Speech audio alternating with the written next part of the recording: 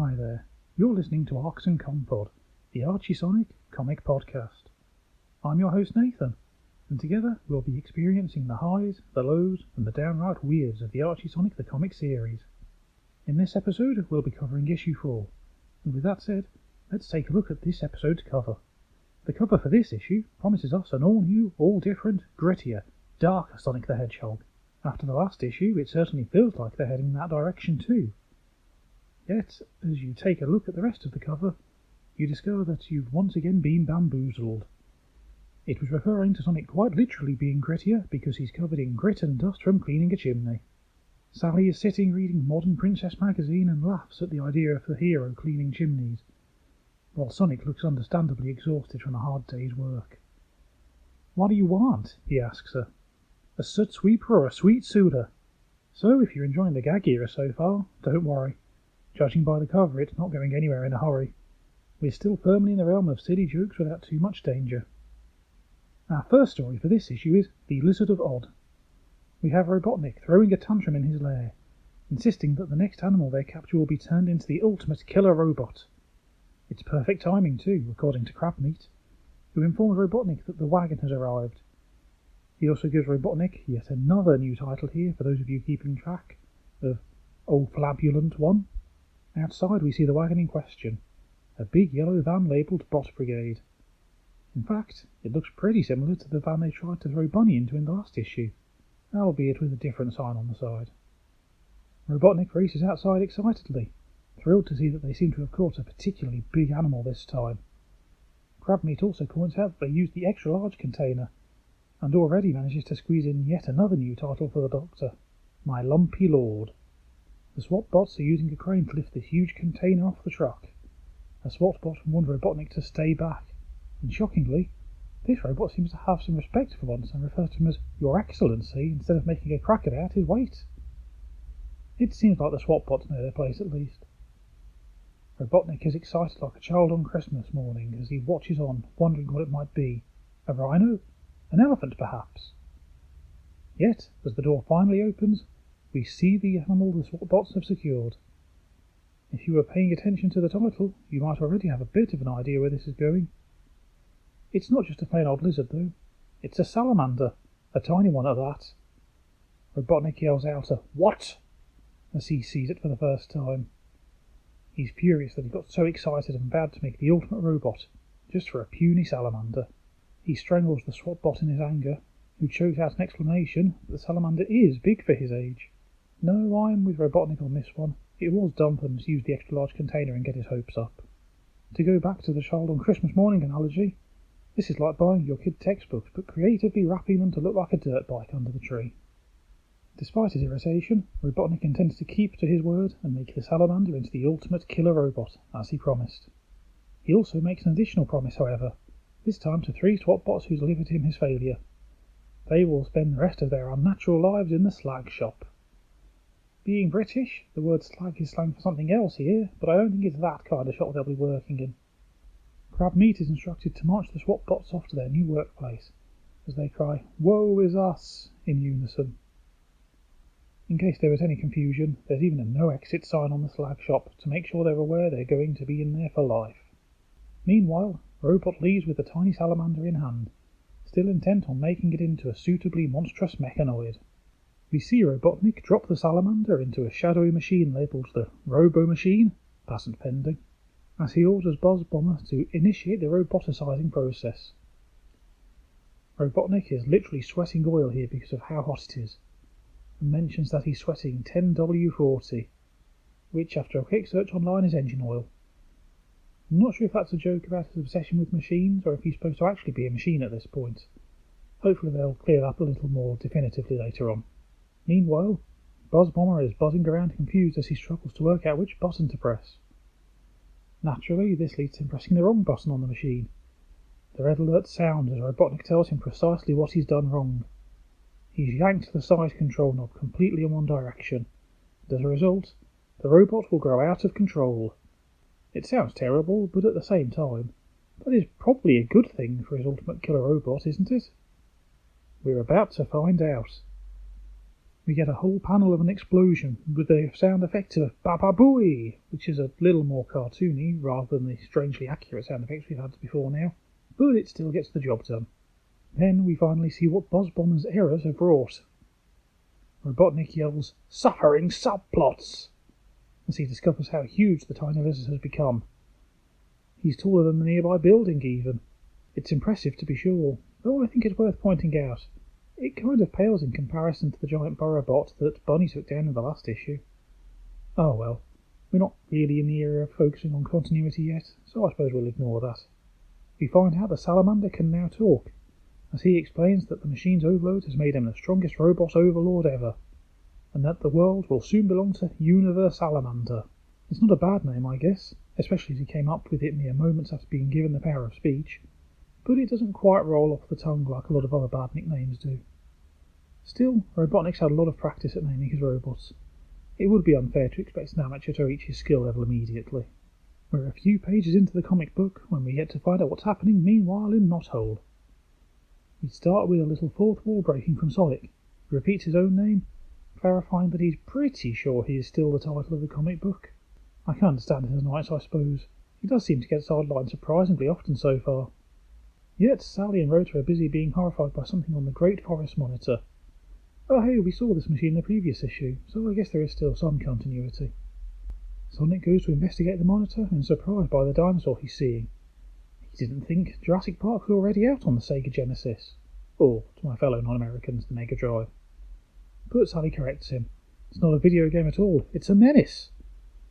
They all panic as they realise the gigantic lizard robot is trashing the Great Forest and heading their way.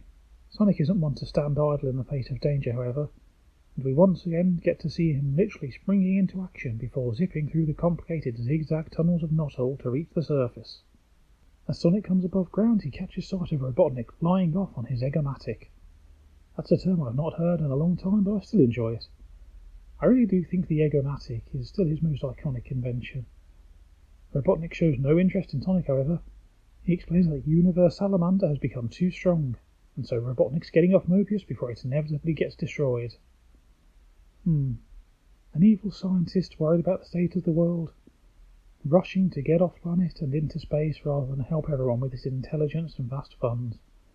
No idea why that sounds so familiar. Anyway, Sonic is surprised to see Robotnik afraid for once, but turning around, he finally sees Universalamander in person for the first time. It's stampeding through the forest, knocking trees aside effortlessly. And while it's still definitely not as big as last issue's giant burrowbot, I can see how something as manoeuvrable as this giant salamander might feel a bit bigger threat than something that has to move around on treads.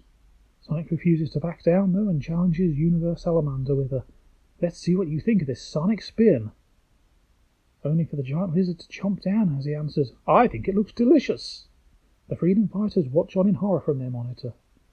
Rota, Antoine and Sally are astounded to see that Sonic has been gobbled up, though Tails seems unconvinced, looking at the reader and suggesting it was all probably done with mirrors. I swear Tails only ever turns up to be snarky and disappears again in these early comics. I don't hate it. Universalamander does at least seem to hate the taste of Sonic, mentioning that he forgot the old saying of never eating anything blue, but he's still not going to release Sonic, even if he is a little stringy. Universalamander announces his name again as he assures Sonic he'll be chewed up, as Sonic panics while trapped in the giant lizard's mouth. He still manages to get off a quip, though, to the tune of, "I was really hoping his name was Herbivore," and for the younger readers we get a little editor's note explaining that a herbivore is a plant eater. I know the rule is usually that explaining a joke ruins it, but I don't think there's any harm explaining the term to a younger reader, to make sure they not only understand it, but maybe even learn a little something too. We flash back to the freedom fighters again as they all look horrified. They can't believe what they've just seen. Even Tails finally seems to be taking it seriously. Our final panel of part 1 finishes out with the giant lizard stomping off with eating noises and a "Yum!" as the narrator tells us clearly what we've all just witnessed. Sonic the Hedgehog is gone! We move straight on to part 2 of Lizard of Odd, with Antoine announcing that Sonic the Hedgehog will be scavenged, only to be corrected by Rota explaining that he means avenged. Reading it down Antoine's terrible faux French accent, I could easily imagine that being what he was trying to say anyway, but I suppose the comic never misses a chance to dunk on Antoine. Meanwhile, Tails is crying into his handkerchief. But Sally has noticed something on their monitor and calls everyone's attention to whatever's happening to Universalamander. I've also noticed there's a 25% coin slot on the side of the monitor too, though I've no idea how long you get to use the monitor for your money. I'm kind of surprised they have to pay, considering it's so imperative to their operations, but I guess the princess needs to keep the royal funds up somehow. We see Universalamander looking queasy, admitting that the hedgehog isn't really agreeing with him. We also get Sonic yelling from inside his mouth that he'd never agree with a 2-bit dictator, with a little asterisk to let us know that this is actually a paid political announcement on behalf of Princess Sally. I know it's just a joke really, but it is interesting to see these little hints as to Sally's royal background getting dropped in steadily more frequently as the comic proceeds. The next panel has an X-ray view of the dinosaur's head, showing us that Sonic is not only still in the mouth, but he's also quite literally stirring up trouble as he spins around rapidly. He's cooking with gas, so he says, and it seems to be causing another kind of gas altogether. Universalamander warns sensitive readers to avoid the next panel, though it's really just a single burp, followed by a "excuse me" from the giant beast, as Sonic sits stunned on the ground, free at last. It wasn't pretty, but it worked. Universalamander isn't prepared to suffer such humiliation, however, and tries to smash Sonic with a tree that he's ripped out of the ground.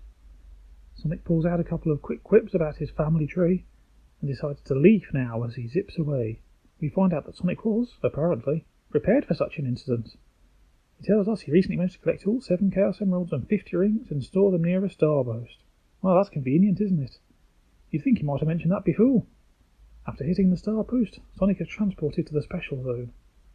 For anyone familiar with the games, it's basically the same as the Special Zone from Sonic 2. A long tunnel to run down filled with rings to collect and spike balls to avoid. Apparently you just need to collect another 50 rings without getting hit now, and asks the reader how their Genesis skills are feeling today. That's right. It's time for another fourth wall break as Sonic asks you to give him a hand, or ideally two, by using your Genesis controller to help him gather rings. Despite me not actually finding out an old Genesis controller, Sonic manages just fine on his own, and collects the 50 rings he so desperately needed. Seems his plan is all coming together now, because collecting 50 rings in the Special Zone allows him to transform. Not quite how it usually works, I believe, as it's normally connected to the Chaos Emerald, but I suppose they just wanted an excuse to venture into the Special Zone this issue.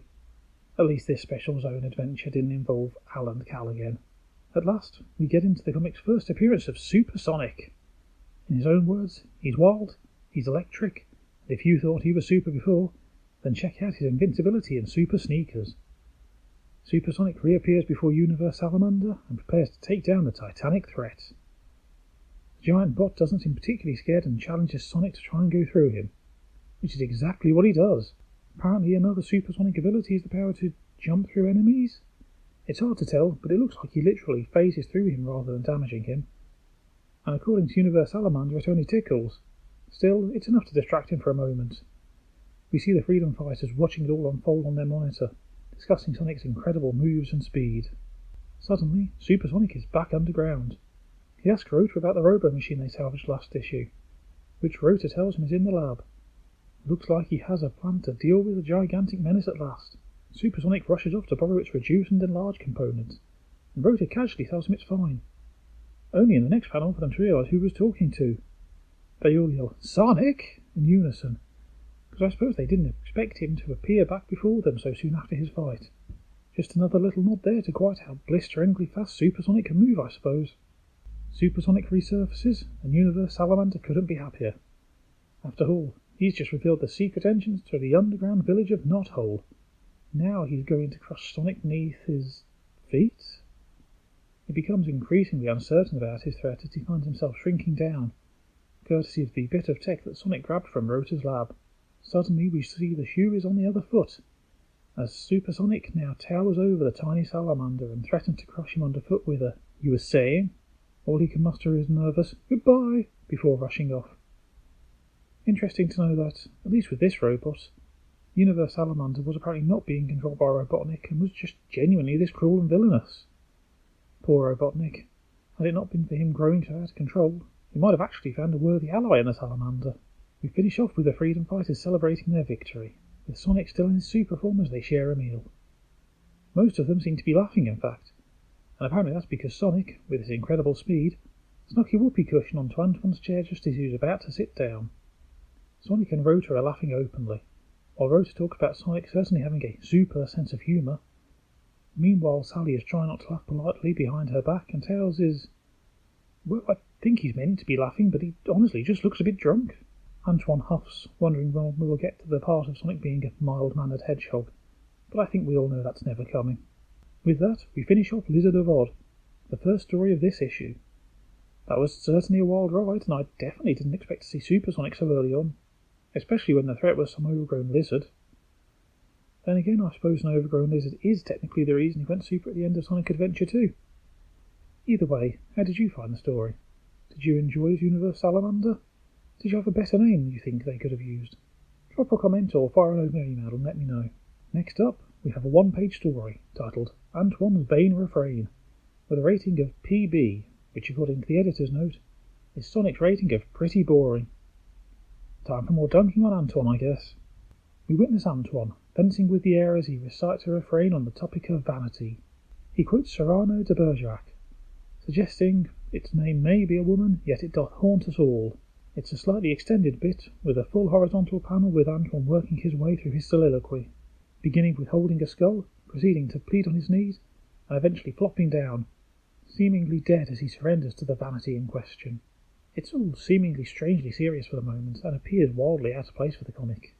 Fear not, however, because we're just about to get back to normal. The next panel brings us back to reality. Antoine is laying on his back, looking exhausted as Sally towers over him with her hands on her hips. "Are you quite done?" she asks him. Now, at last, we discover the true cause of Antoine's distress. He wasn't talking about the idea of vanity in general, but rather Sally's vanity, which she wanted him to assemble for her. Unfortunately, Antoine is unable to help her, still struggling on the floor as he holds up the instructions for their vanity and he bemoans how confusing they are. Insert lock brace G into base E with tap bolt F, see figure 5. It does indeed sound quite confusing, no wonder he's struggling. Yet we won't get to see Antoine finish the job, as this brings us to the end of this one-page story, leaving us to forever wonder if Antoine could indeed one day conquer the vanity he spoke of so poetically. Our next page isn't actually a story at all, but rather a big 2-page spread that you get to pull out and make use of. A poster you might expect, but no! Something even more unique.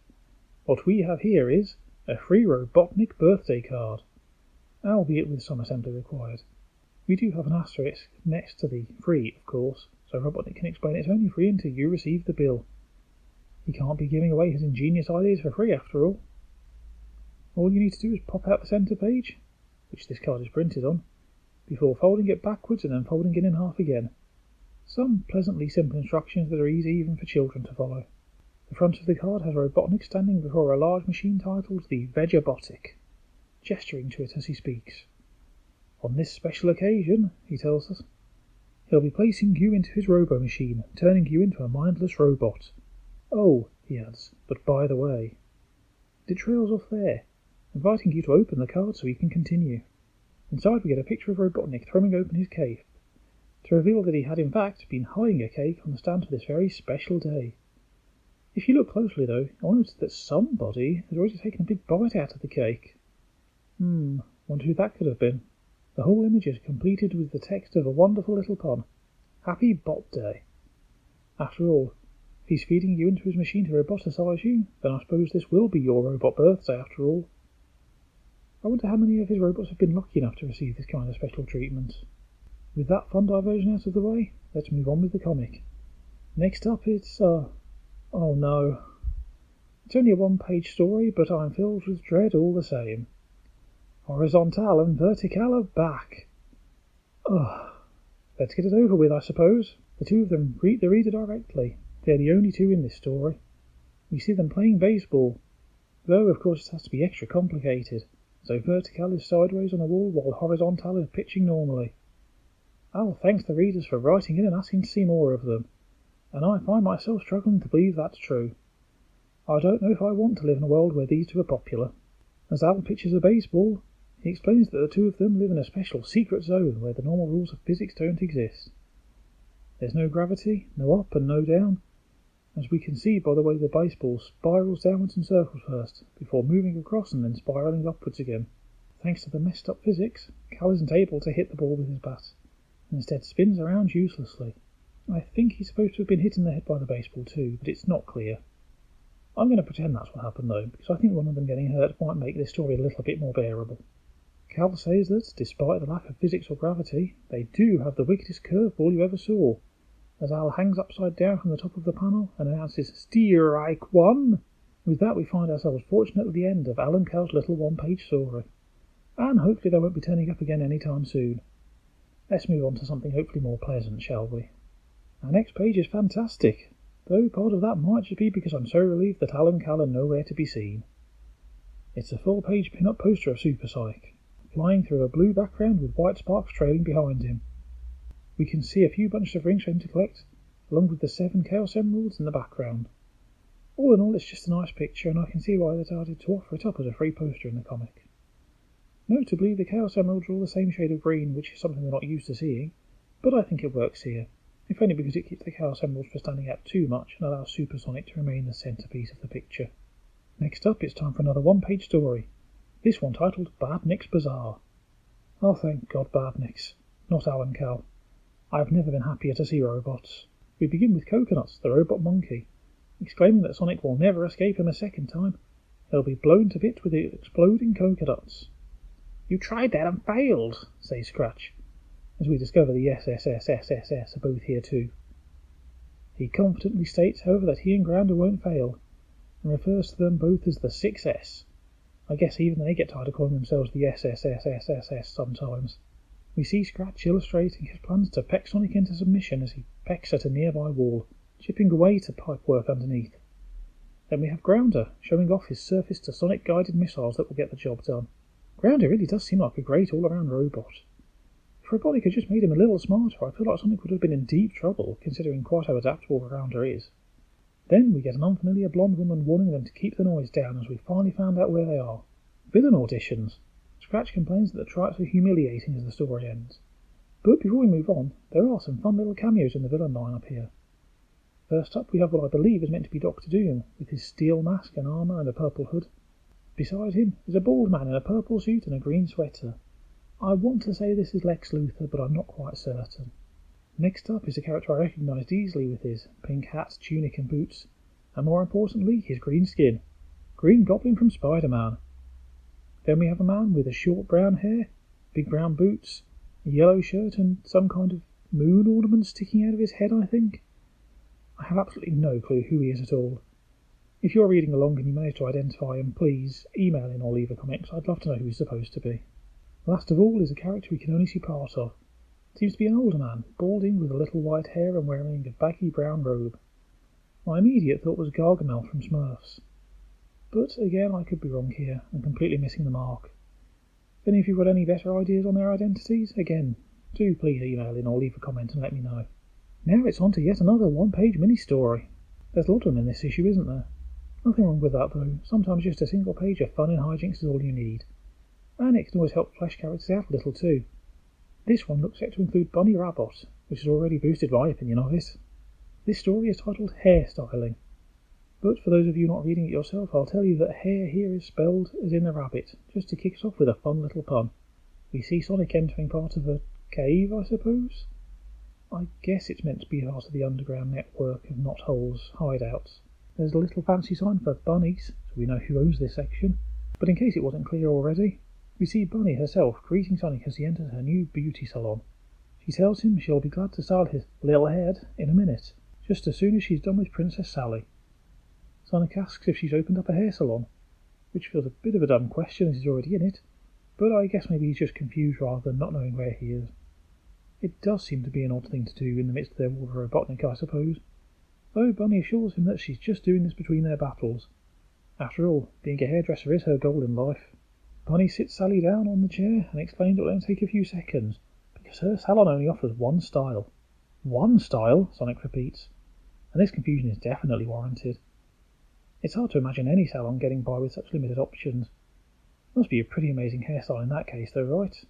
Well, we're about to find out. Bunny demonstrates how it works as she puts her hands on Sally's head and, in her own words, dips her bionic booty in a puddle, and voila! With a bzzzt and a frizz, we see Sally's brand new hairstyle, with her hairs all standing up on end as if she's just been electrocuted. Well, I say as if she's been electrocuted, but I suppose that's precisely what just happened to her. In Sally's own words, it's quite the hair-raising experience. Sonic doesn't look at all amused by the terrible joke as the story ends.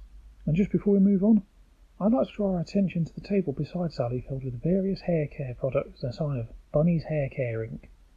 Once again, the hair here is spelled like the rabbit, so I guess Hair Care is her company name. She's actually pretty good.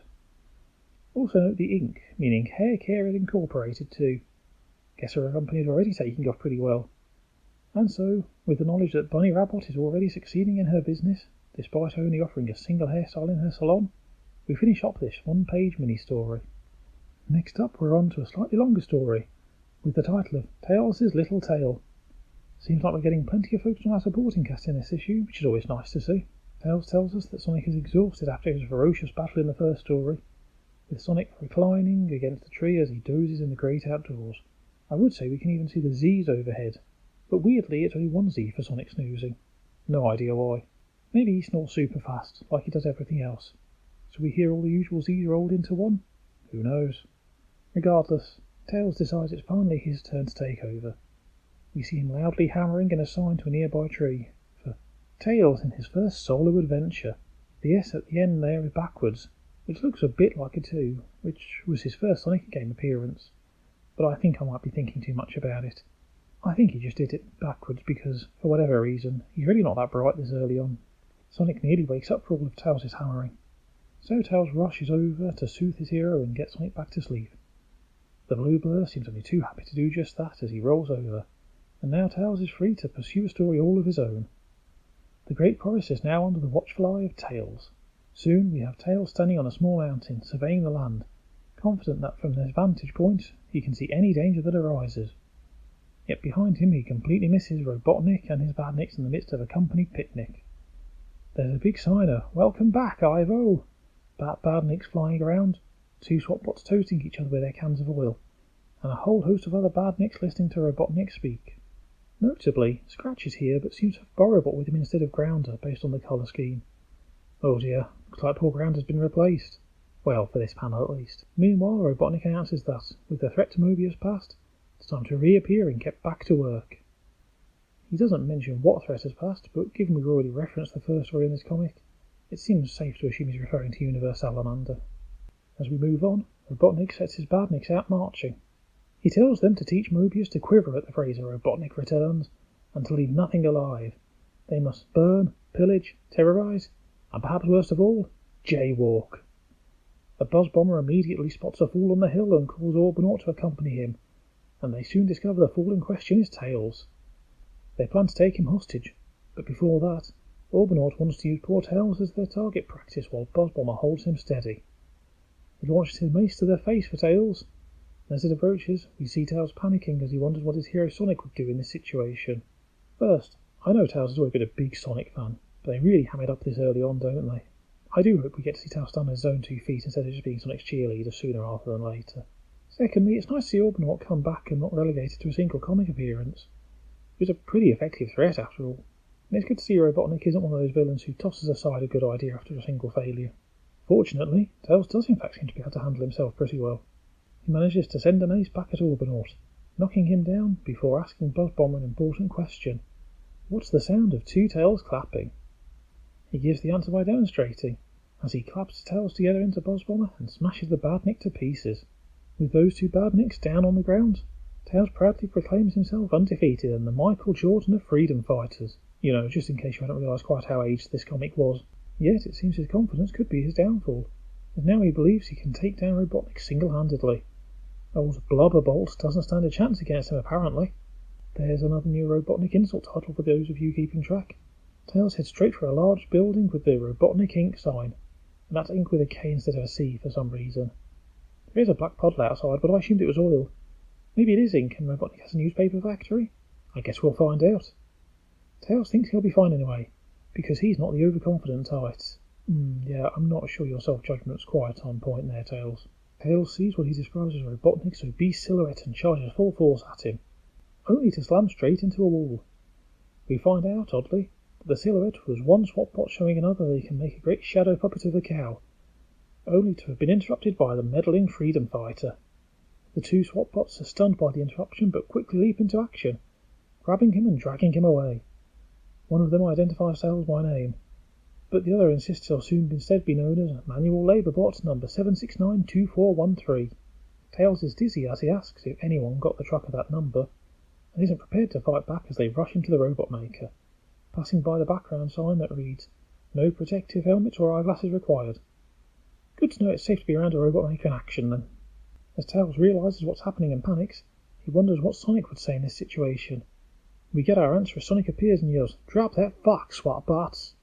The SWAT bots share an uh-oh as they drop Tails, who tries to call out to Sonic but ends up calling out Son Oof. Sonic corrects him. It's Sonic, not Son Oof. But Tails is ready to keep up the fight. After all, he says, now Sonic can trash the SWAT bots, though they rush to press their self-destruct buttons first, eager to take the heroes out with them. It turns out the whole thing was a setup, according to Sonic. They wanted to lure him there. He grabs Tails and they decide it's time to vamoose instead of fighting, holding his sidekick overhead as he rushes out of there. Sonic and Tails watch on as the factory blows up with a wha-boom, because those SWAT bots were rigged to explode in a major way. We finish up as they walk off together, Sonic saying he hopes Tails has learned the importance of patience. Of course, says Tails. Now he's learned to look before he leaps, which he says with his eyes closed as he passes by a sign saying, "Caution, tree stump removed," and a gaping hole in the ground that he's clearly about to fall straight into. Oh, Tails. With that, we come to the end of issue 4 of Archie Sonic. How did you enjoy it? Any standout moments for you? I was really surprised to see Super Sonic turn up so early, especially against that random giant salamander robot. I would expect his first appearance would be a big battle with Robotnik. As always, if you have your own comments or questions or any of your own experiences you'd like to share, either drop a comment on the episode or send over an email to me at arcsoncompod@gmail.com. That's arcsoncompod@gmail.com. Thanks for taking the time to experience these comics again with me, and join me next week as we delve into issue 5. Until then, take care of yourselves and have a great week. Goodbye.